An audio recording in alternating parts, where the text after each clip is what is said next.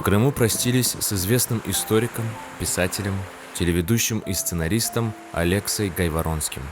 Его прах, согласно его воле, развеяли над Черным морем неподалеку от села Береговое. Он, исходивший Крым вдоль и поперек, знавший каждый древний памятник полуострова, очень любил именно это место близ старого маяка и часто сюда приезжал. Алекса Гайворонский умер 27 сентября в возрасте 49 лет после продолжительной и неизлечимой болезни. Все последние месяцы он в окружении и при поддержке друзей и медиков боролся с недугом. И он говорил, ну надо же, я вообще хотел раскрыть для всех, что такое Крым и крымские татары, но, может быть, для всех оно оказалось не так важным и нужным, как для самих крымских татар.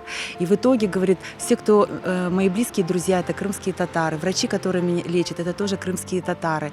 И провожают его в последний путь, ну, уже сейчас крымские татары, чему вот, а как, конечно, мы рядом, мы всегда будем рядом, мы всегда будем его помнить. Его забыть просто невозможно. Проститься с историком пришли десятки людей, жители Бахчисарая, представители крымско-татарской интеллигенции.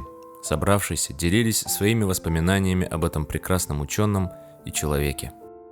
Каждый, кто пришел в этот день к берегу Черного моря, над которым был развеян прах Алексы Гайворонского, говорил: его смерть – огромная потеря для Крыма и всего крымско-татарского народа.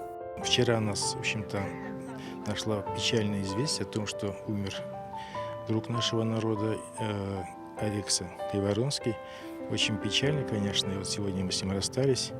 Вот он любил нас, мы любили его. Я думаю, что есть очень много людей, которые ему благодарны, которые о нем помнят, и напоминания о нем будут те книги, которые будут читать наши дети, наши внуки, потому что все его книги были посвящены истории этой земли.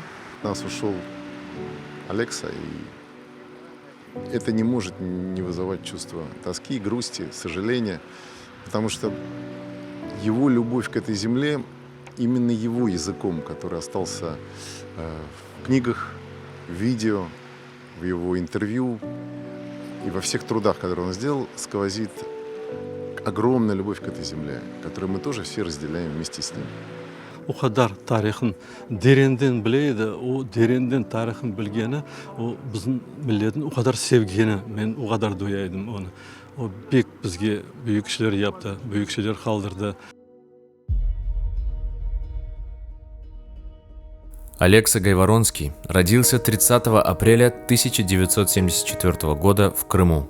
Его вклад в изучение истории крымских татар неоценим.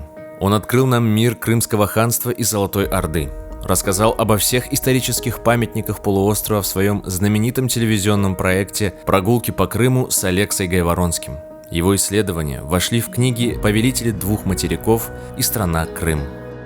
С 2014 года Гайворонский, тесно сотрудничая со студией Хараденас Продакшн, стал автором сценария первого крымско-татарского детского фильма-сказки «Хыдыр Деде», документальных фильмов об Исмаиле Гаспринском и Бекире Чобанзаде. After full destruction of the lighthouse, the stones that remained were plundered. Последние месяцы он вынашивал сценарий фильма о Намане Челебиджихане, но болезнь прервала эту работу.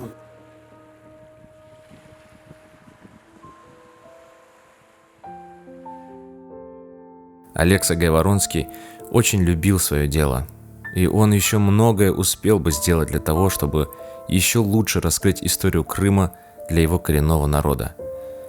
Теперь он сам стал частью этой истории.